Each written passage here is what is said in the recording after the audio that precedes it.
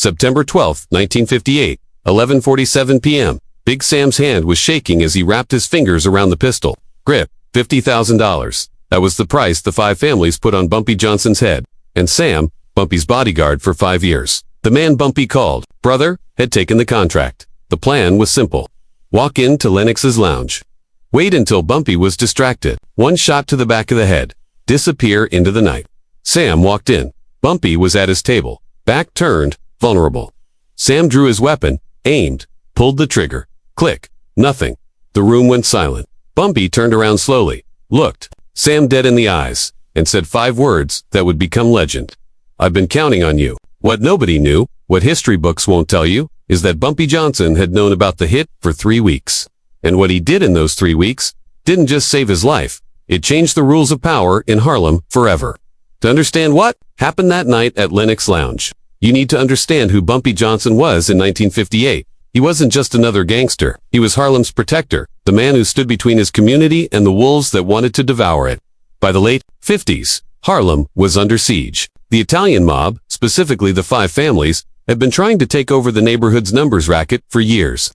Numbers was big money. Poor folks betting nickels and dimes that added up to millions. And the Italians wanted every penny. But there was a problem. His name was Bumpy Johnson. Bumpy had built something the Italians couldn't understand. He didn't rule through fear alone, he ruled through respect. When Harlem families couldn't pay rent, Bumpy paid it. When the police harassed black businesses, Bumpy made phone calls that made the harassment stop. When Italian mobsters tried to muscle in on local operations, Bumpy pushed back hard. The five families had tried everything. They'd sent enforcers. Bumpy sent them back in ambulances. They tried negotiating. Bumpy told them Harlem wasn't for sale. They'd tried bribing politicians. Bumpy had better connections. By 1958, the families were desperate, and desperate men make dangerous decisions. Frank Costello, the most powerful mob boss in New York, called a meeting. All five families sent representatives. The topic, the Bumpy Johnson problem.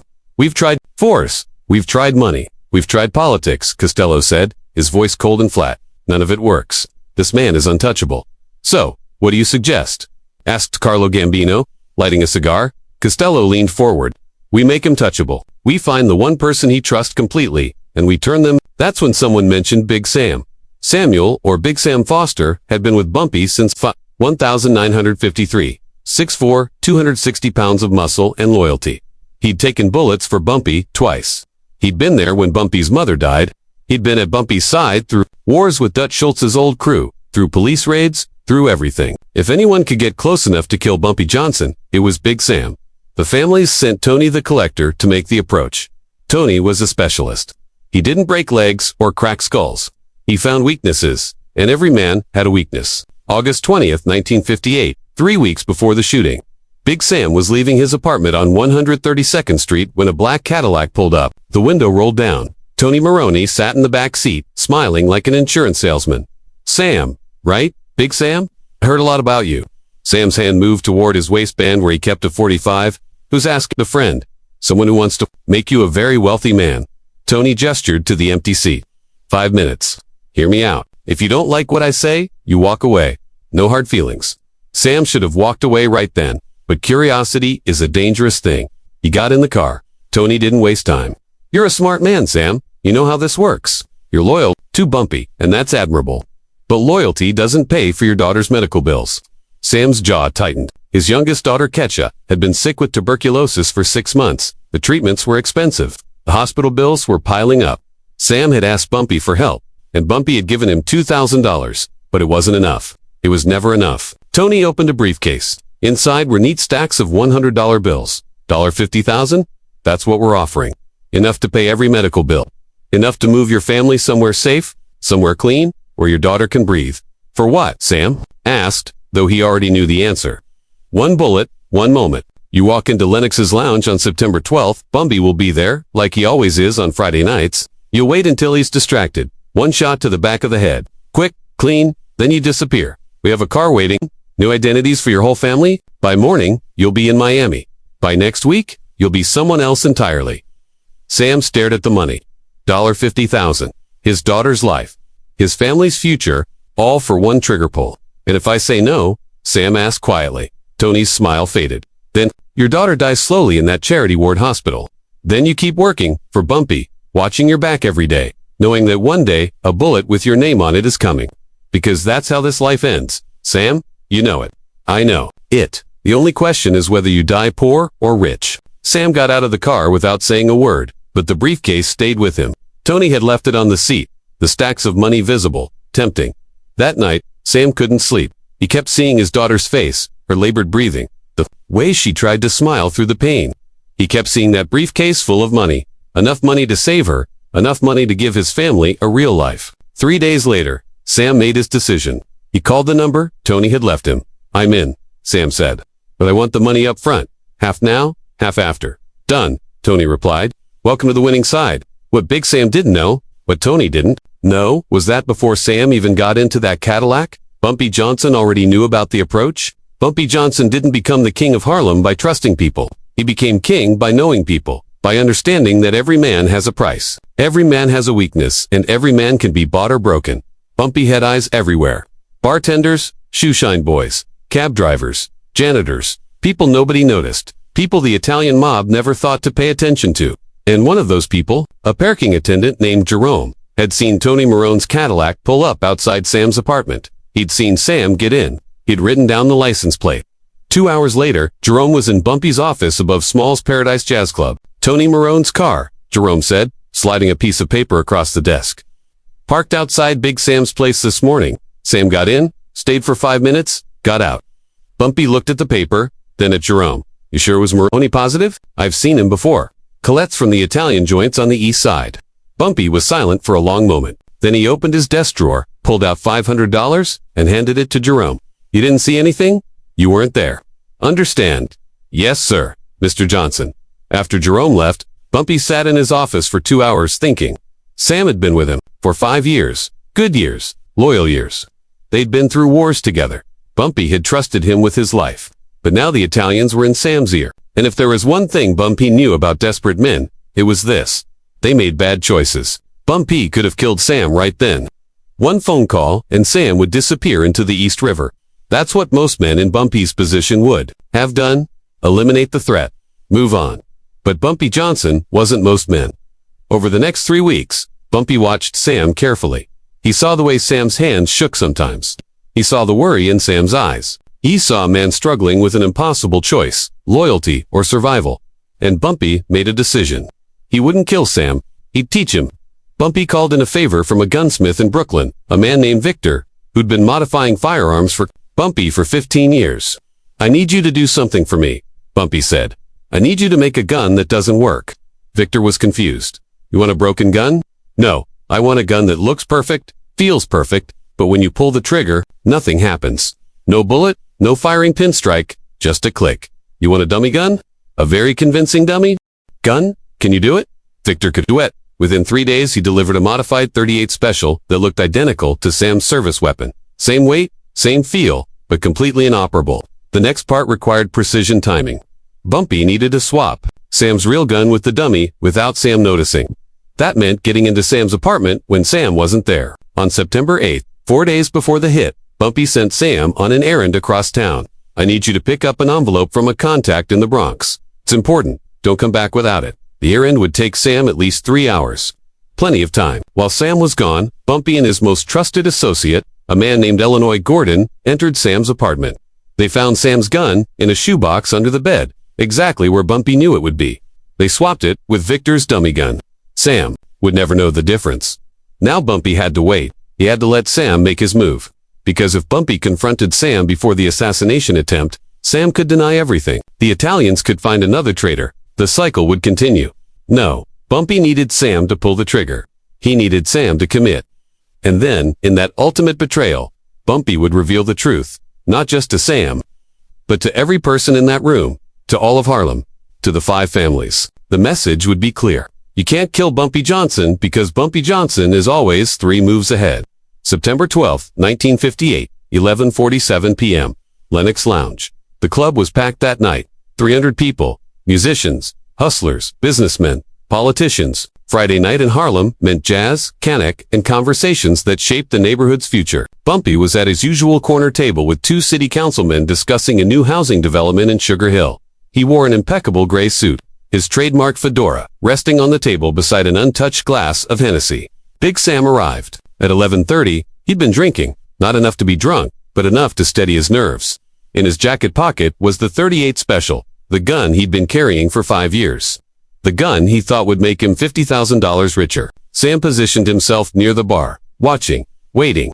Bumpy had his back turned, focused on the conversation, vulnerable. At 11:47, Sam made his move. He walked through the crowd, hand inside his jacket, gripping the pistol. Nobody noticed. Sam was always near Bumpy. He was the bodyguard. His presence was normal, expected. Sam came up behind Bumpy's chair. 6 feet away, then 4, then 2. He drew the gun. The bartender saw it first. His eyes went wide, but before he could shout a warning, Sam had already aimed at the back of Bumpy's head and pulled the trigger. Click! The sound of a firing pin hitting nothing echoed in that suddenly silent room. The jazz band stopped mid. Conversations died mid-sentence. 300 people turned to look at Big Sam standing there with a useless gun in his shaking hand and Bumpy Johnson sitting calmly, not even flinching. Bumpy took a slow sip of his cognac.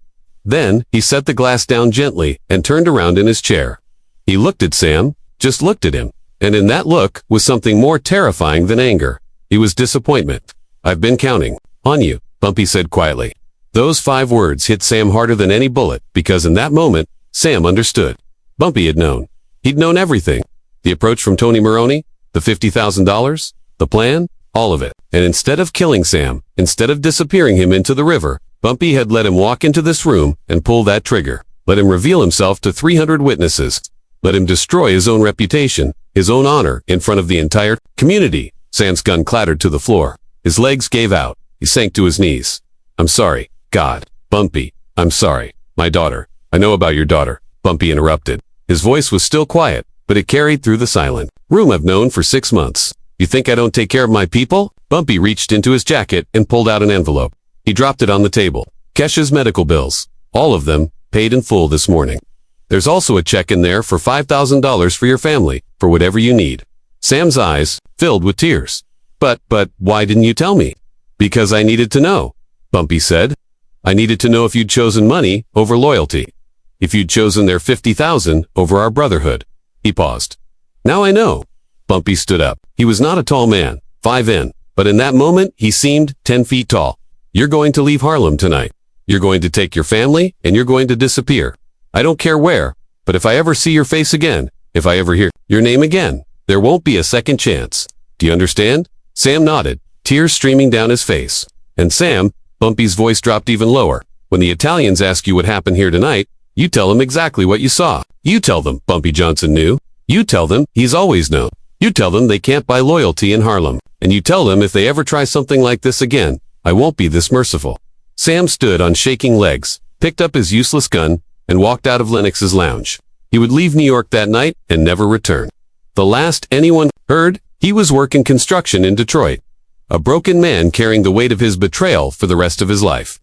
After Sam left, Bumpy turned to face the room. 300 people stared at him in silence. They just witnessed something impossible. They'd watched a man try to assassinate Bumpy Johnson. And they'd watched Bumpy turn that assassination into a lesson. Let me make something clear, Bumpy said, his voice carrying to every corner of the room. The Italians think they can buy us. They think they can divide us. They think they can take Harlem because we're poor, because we're black, because we don't matter. He picked up his cognac glass. They're wrong. Harlem isn't for sale. It never was. It never will be. And anyone who thinks they can change that, anyone who thinks they can walk into my neighborhood and buy my people, they're going to learn what Big Sam just learned. We're not the ones who need protection. They are. Bumpy raised his glass. To Harlem and to loyalty that can't be bought. 300 people raised their glasses. To Harlem. The jazz band started playing again. Conversations resumed. Within minutes, it was as if nothing had happened, except everything had happened. Word of that night spread through New York's underworld like wildfire. By morning, every mobster from Boston to Baltimore had heard the story. Bumpy Johnson had known about the hit for 3 weeks. He'd let it play out. He'd made a traitor reveal himself in front of 300 witnesses, and he'd done it all without spilling a drop of blood. The 5 families called an emergency meeting the next day. Frank Costello was furious, not at Bumpy, at Tony Maroney for failing, but Carlo Gambino saw something else. We can't beat this man, Gambino said quietly. We've tried everything. Force didn't work. Money didn't work. Turning his own people didn't work. Every time we move against him, he's already seen it coming. So what do? Costello demanded. Gambino lit a cigar. We leave Harlem alone.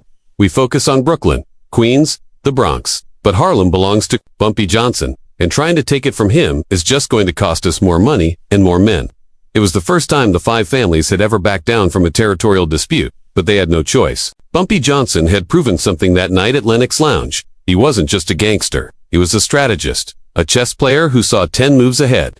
And you don't play chess with a grandmaster unless you're ready to lose.